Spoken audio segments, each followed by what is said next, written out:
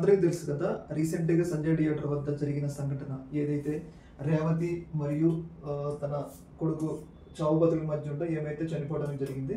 అయితే ఈ సంఘటన మీద తీవ్ర స్థాయిలో విమర్శలు అయితే వ్యక్తమవుతుంది. ప్రధానంగా ఏంటి అంటే అల్లు అర్జున్ మినిమం ఇన్ఫర్మేషన్ ఇవ్వకుండా వచ్చాడు, ఇలా రావడం వల్లే ఇంత స్థాయి పరిణామం జరిగింది, ఇంత ఉద్రిక్త పరిస్థితులు చోటు చేసుకుని అని చెప్పేసి అన్ని వర్గాల నుంచి తీవ్ర స్థాయి విమర్శలు అయితే వస్తా ఉన్నాయి.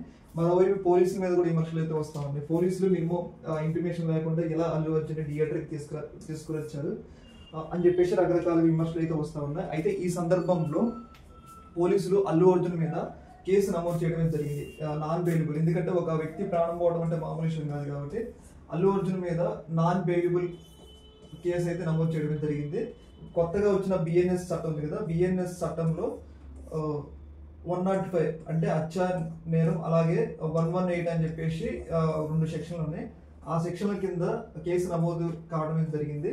ఈ సెక్షన్లు ఏం చెప్తున్నాయి అంటే 5 నుంచి 10 సంవత్సరాల వరకు అల్లు అర్జున్ ఒకవేళ ఈ శిక్షలో ప్రూవ్ అయినట్లయితే 5 నుంచి 10 సంవత్సరాల శిక్ష పడింది అని చెప్పేసి మనకి అర్థమవుతుంది. ఏదేమైనా కానీ అటు ఈ యొక్క విషయంలో అటు ప్రభుత్వ వైఫల్యం ఉంది. ఎందుకంటే ప్రీమియర్ షోలకి అనుమతి ఇవ్వడం ప్రభుత్వం తప్పు.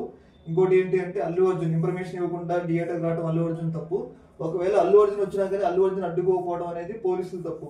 ఇక్కడ ఇంతమంది వైఫల్యం ఉండటం వల్లే ఈ స్థాయిలో జరిగింది. కాబట్టి ఈ సంఘటన మీద ప్రజల నుంచి తీవ్ర స్థాయిలో అభ్యంతరాలు వ్యక్తం అవుతున్నాయి. కాబట్టి పోలీసులు అయితే కొన్ని చర్యలు అయితే చేపట్టడం జరిగింది. మరి అల్లు అర్జున్ అరెస్ట్ చేస్తారా లేదా అనేది కేసు అయితే నమోదు చేస్తారు.